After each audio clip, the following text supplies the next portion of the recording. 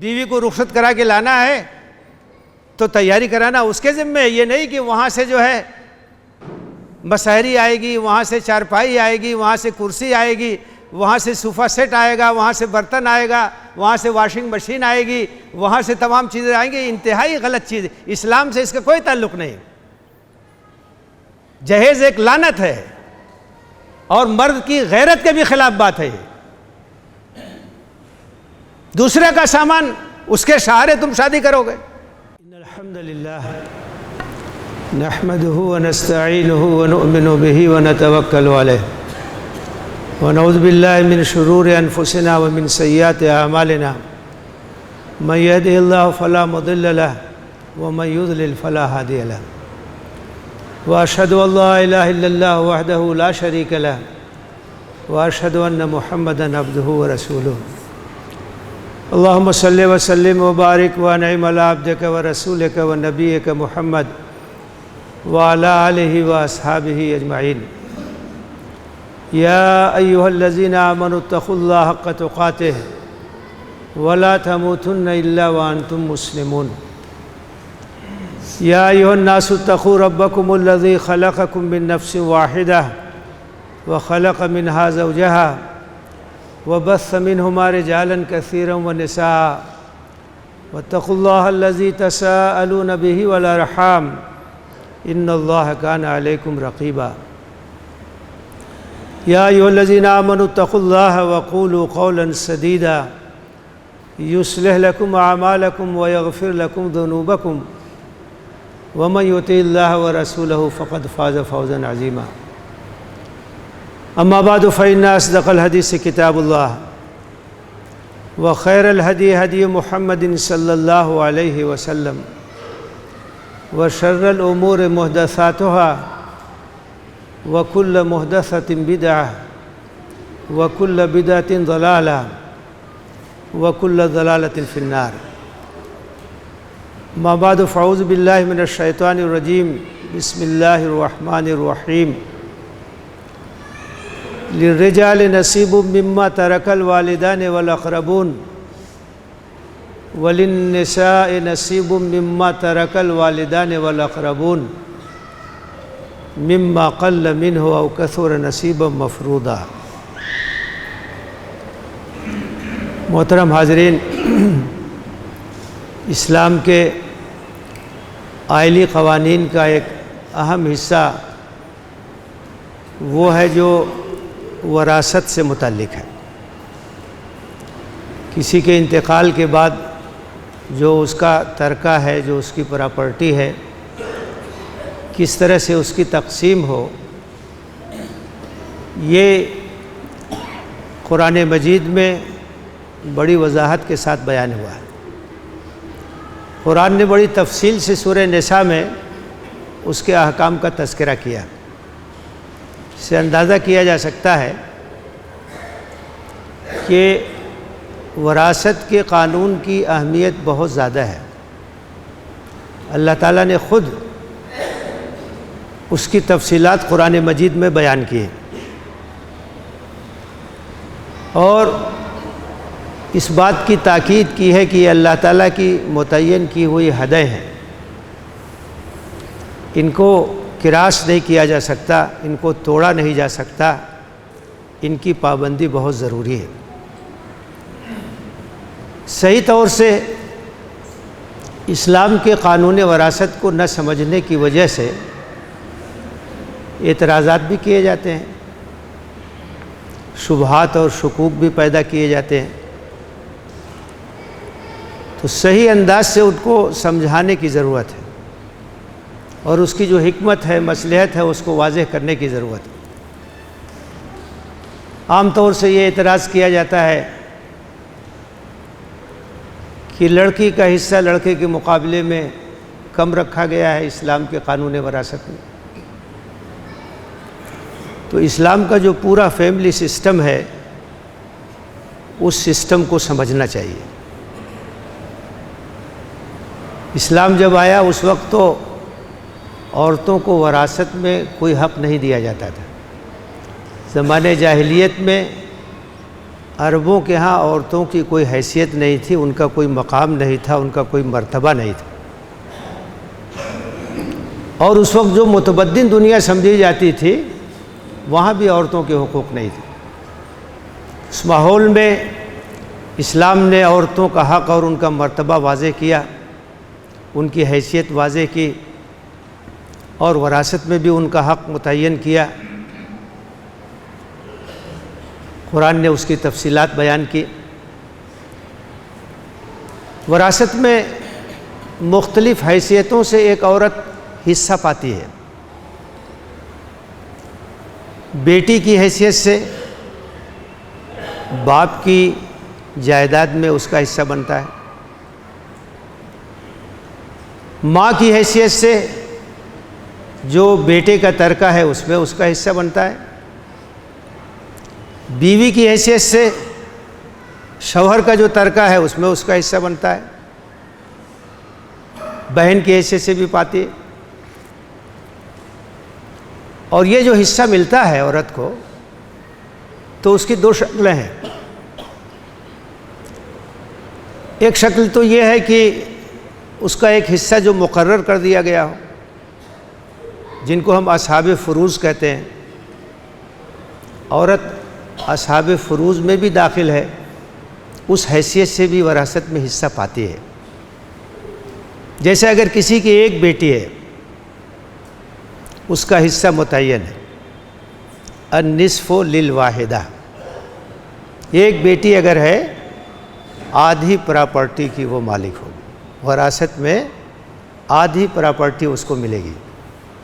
اور اگر دو یا دو سے زیادہ بیٹیاں ہیں، بیٹے نہیں ہیں، 2/3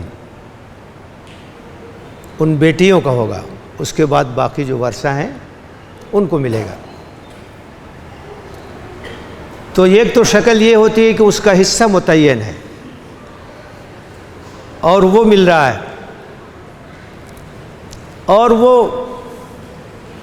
بھائی کے ساتھ بہن اسبہ بھی بنتی ہے۔ اس وقت جو اصول ہے، یوصیکم اللہ فی اولادکم للذکر مثل حظ الانثیین، اولاد کے سلسلے میں اللہ تعالیٰ کی یہ وصیت اور تاکید ہے کہ جو اولاد نرینہ ہے اس کا حصہ دگنا ہوگا۔ تو اگر تمام شکلوں کو دیکھا جائے، جہاں جہاں ایک عورت کسی حیثیت سے میراث میں حصہ پاتی ہے، تو کبھی تو ایسی شکل ہوتی ہے کہ وہ مرد کے برابر پاتی ہے۔ جیسے اگر صرف ایک ماں شریک بہن ہے تو 1/6 اس کا حصہ ہے، اگر صرف ایک ماں شریک بھائی ہے اس کا بھی 1/6 حصہ ہے۔ فَلِكُلِّ وَاحِدٍ مِّنْهُمَا السُّدُسُ، برابر ہے۔ والدین کا حصہ آپ دیکھیے، والد ہیں اور والدہ ہے، اولاد ہے، والد کا حصہ اور والدہ کا حصہ دونوں برابر ہے۔ والد کو بھی 1/6، والدہ کو بھی 1/6، کوئی اس میں فرق نہیں ہے۔ اور کبھی کبھی تو ایسا ہوگا کہ مرد سے زیادہ عورت پائے گی۔ اگر کسی کی صرف ایک بیٹی ہے اور اولاد نہیں ہے اور اس کے 2-3 بھائی ہیں، پوری پراپرٹی کا آدھا حصہ بیٹی پائے گی۔ اسبہ کی حیثیت سے جو 2-3 بھائی ہیں وہ آپس میں تقسیم کریں گے، کوئی 1/3 پائے گا، کوئی کچھ پائے گا۔ تو مختلف حیثیتیں ہیں اور مختلف حالات ہیں، اللہ تعالیٰ نے حصہ مقرر کیا ہے۔ للرجال نصیب مما ترک الوالدان والاقربون وللنساء نصیب مما ترک الوالدان والاقربون مما قل منہ او کثر نصیبا مفروضا۔ والدین اور رشتہ دار جو کچھ چھوڑ کے جائیں اس میں مردوں کا بھی حصہ ہے، عورتوں کا بھی حصہ ہے، چاہے کم ہو چاہے زیادہ ہے، اور یہ نصیب مفروضہ ہے، اللہ تعالیٰ کی طرف سے متعین کیا ہوا حصہ ہے۔ یہ کسی انسان نے مقرر نہیں کیا ہے۔ اللہ تعالیٰ جو حکمتوں سے واقف ہے، جو تمام چیزوں کی باریکیوں سے واقف ہے، جس نے خاندانی نظام عطا کیا ہے، جس نے فیملی سسٹم بنایا ہے، وہ ہر چیز کی حکمت سے واقف ہے، اس نے سب کا حصہ متعین کیا ہے۔ الا یعلم من خلق وہو اللطیف الخبیر، جو خالق ہے وہی نہیں جانے گا، وہ لطیف ہے، وہ خبیر ہے، وہ باریکی سے ایک ایک چیز کو جانتا ہے، ایک ایک چیز کی مصلحتوں کو جانتا ہے، اس نے حصہ متعین کیا ہے۔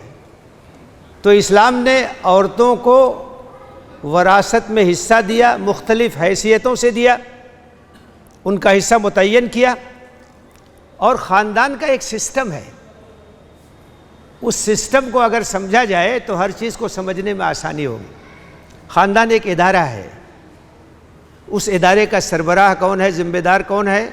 الرجال قوامون علی النساء بما فضل اللہ بعضهم علی بعض وبما انفقوا من اموالهم۔ مرد یہ ذمہ دار ہے، گھر ہے تو اس کا ایک سرپرست ہوگا، اس کا ایک ذمہ دار ہوگا، تو گھر کی سرپرستی کی ذمہ داری مردوں کو دی گئی، مرد اس کا ذمہ دار ہے۔ اللہ تعالیٰ نے مردوں کو جو ساخت عطا کی ہے، جو صلاحیت عطا کی ہے، اس کے لحاظ سے ان کے اوپر ذمہ داری ڈالی گئی، بوجھ اٹھا سکتے ہیں وہ، اور اس کا ذکر کیا گیا ہے وَبِمَا أَنفَقُوا مِنْ أَمْوَالِهِمْ، اس وجہ سے بھی کہ تمام اخراجات کی ذمہ داری مردوں کی ہوتی ہے، گھر کے تمام اخراجات کی ذمہ داری مردوں کی ہے۔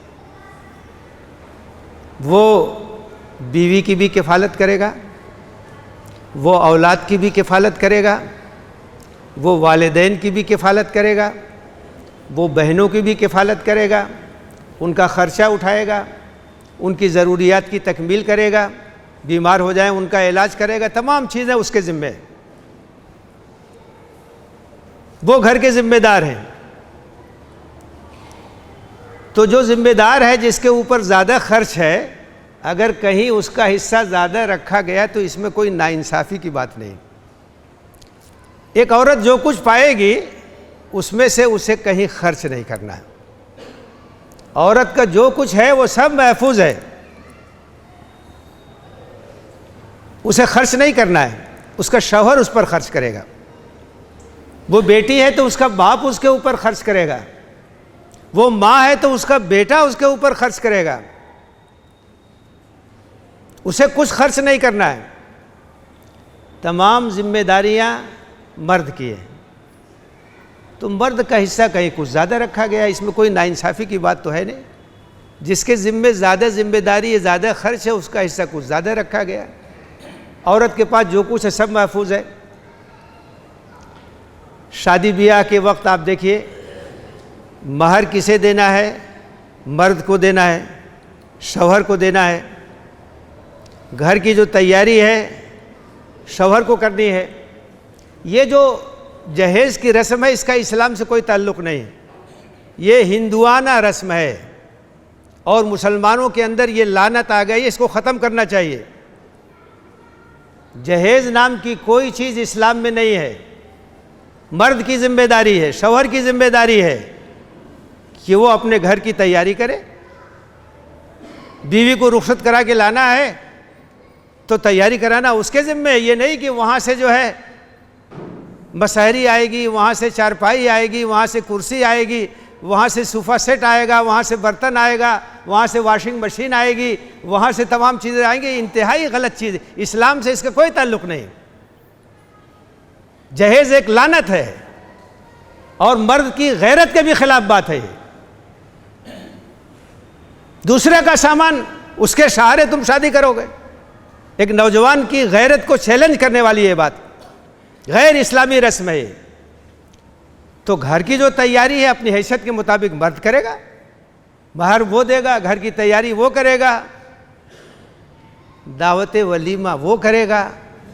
یہ بچیوں کے ہاں جو کھانے پینے کا رواج ہے یہ بھی غیر مناسب ہے، بارات لے کر کے جانا اور ان کے اوپر بوجھ ڈالنا، یہ سب غیر مناسب چیزیں ہیں۔ شادی بیاہ میں اگر کوئی تقریب ہے تو ولیمہ کی تقریب ہے، اپنی حیثیت کے مطابق ولیمہ کیجئے، کھلائیے۔ اس کے بعد نان و نفقہ کی ذمہ داری، دوا علاج کی ذمہ داری، جتنی ذمہ داریاں سب مردوں کے اوپر۔ تو اس حیثیت سے ان کا حصہ اگر کہیں کچھ زیادہ ہے تو یہ کوئی زیادتی کی بات نہیں ہے، کوئی ناانصافی کی بات نہیں۔ پورے سسٹم کو دیکھنے کی ضرورت ہے، کوئی بھی چیز ہو، کوئی بھی حکم ہو، اس کو جب پورے سسٹم میں رکھ کے دیکھا جائے گا تو اس کی معنویت سمجھ میں آئے گی۔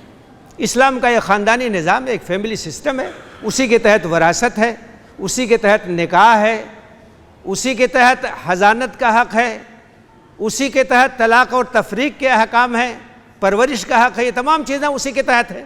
تو اس مجموعی سسٹم کے اندر اس کو رکھ کر کے دیکھنا چاہیے، تب اس کی معنویت سمجھ میں آئے گی اور اس کی حکمت سمجھ میں آئے گی۔ ضرورت اس بات کی ہے کہ جو صحیح معلومات ہیں وہ ہم خود حاصل کریں اور لوگوں تک پہنچائیں، ان کو بتائیں، ایجوکیٹ کریں، ان کی غلط فہمیوں کو دور کریں۔ اسلام کا عائلی نظام کیا ہے، وراثت کے احکام کیا ہیں، اور پھر اس بات کو بھی بتانے کی ضرورت ہے کہ یہ جو وراثت کے احکام ہیں یہ تو اللہ تعالیٰ کے نازل کردہ احکام ہے، اس میں کوئی تبدیلی تو ہم بھی نہیں کر سکتے، دوسرا کیا کرے گا؟ یہ تو اللہ تعالیٰ کی طرف سے نازل کی ہوئی شریعت ہے، اس کے احکام ہے، اس میں کوئی تبدیلی نہیں ہو سکتی، کوئی رد و بدل نہیں ہو سکتا ہے۔ اللہ کا حکم ہے، اس پر عمل کرنا ہے۔ اور سب سے اہم بات یہ ہے کہ عملی طور سے وراثت کے جو احکام ہیں ان پر عمل ہونا چاہیے، ہمارے معاشرے میں اس کو روبہ عمل لانا چاہیے۔ وراثت کی تقسیم صحیح طریقے سے اسلامی اصولوں کے مطابق کرنی چاہیے، بچیوں کا جو حق ہے وہ ملنا چاہیے، بہنوں کا جو حق ہے وہ ملنا چاہیے، اور اگر صحیح طور سے اس کے اوپر عمل شروع ہو جائے اور اس کا نمونہ ہم پیش کریں تو اس کا نتیجہ یہ ہوگا کہ ایک اچھا پیغام جائے گا، اور لوگ یہ دیکھیں گے کہ اسلامی معاشرے میں کس طریقے سے خواتین کی عزت ہے، ان کا احترام ہے، ان کے حقوق کی حفاظت کی جاتی ہے، ان کا لحاظ کیا جاتا ہے، وراثت میں ان کو حق ملتا ہے، وہ باپ کی جائیداد میں بھی پاتی ہیں، شوہر کی جائیداد میں بھی پاتی ہیں، مختلف حیثیتوں سے وہ ترکے میں ان کا حصہ بنتا ہے۔ اس پر عمل کرنے کی ضرورت ہے، اور عملی حیثیت سے بڑی کوتاہی ہے۔ عملی حیثیت سے مسلم معاشرے میں اس سلسلے میں بڑی کوتاہی پائی جاتی ہے، عورتوں کا حق نہیں دیا جا رہا ہے، بیٹیوں کا حق نہیں دیا جا رہا ہے، بہنوں کا حق نہیں دیا جا رہا ہے، بھائی سب لے کر کے بیٹھ جاتے ہیں، بہنوں کا حق مار جاتے ہیں۔ تو ظاہر ہے کہ یہ تو حقوق العباد کا معاملہ ہے، اور حقوق العباد میں اگر کوئی حق تلفی ہوگی، زیادتی ہوگی، ناانصافی ہوگی تو اللہ تعالیٰ بھی معاف نہیں کرے گا، اللہ تعالیٰ بھی معاف نہیں کرے گا جب تک کہ ہم حق اسے دے نہ دیں جس کا حق ہے۔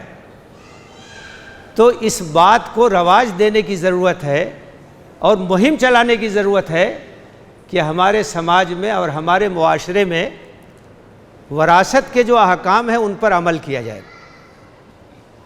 عورتوں کو ان کا حق دیا جائے، خواتین کو ان کا حق دیا جائے، اور عملی مثالیں قائم کی جائیں۔ اسلام کی تبلیغ کا بہت بڑا ذریعہ ہے، اور غلط فہمیوں کو زائل کرنے کے لیے ایک بہت بڑا وسیلہ یہ ہے کہ ہم اس طرح سے ان تعلیمات پر عمل کریں، اور ان تعلیمات کے بارے میں جو شبہات ہیں، جو شکوک ہیں، ان کو دور کرنے کی کوشش کریں۔ وراثت کے احکام کو لے کر کے شبہات پیدا کیے جاتے ہیں، اور اسی طریقے سے تعدد ازدواج کے مسئلے کو بھی بہت اچھالا جاتا ہے۔ اسلام میں ایک سے زیادہ شادی کرنے کی اجازت ہے، ضروریات ہو سکتی ہیں، حالات ایسے ہو سکتے ہیں، لیکن یہ کوئی واجب اور لازم چیز نہیں ہے، اور عملاً بھی ایسا نہیں ہے کہ تمام مسلمان کئی شادیاں کرتے ہیں۔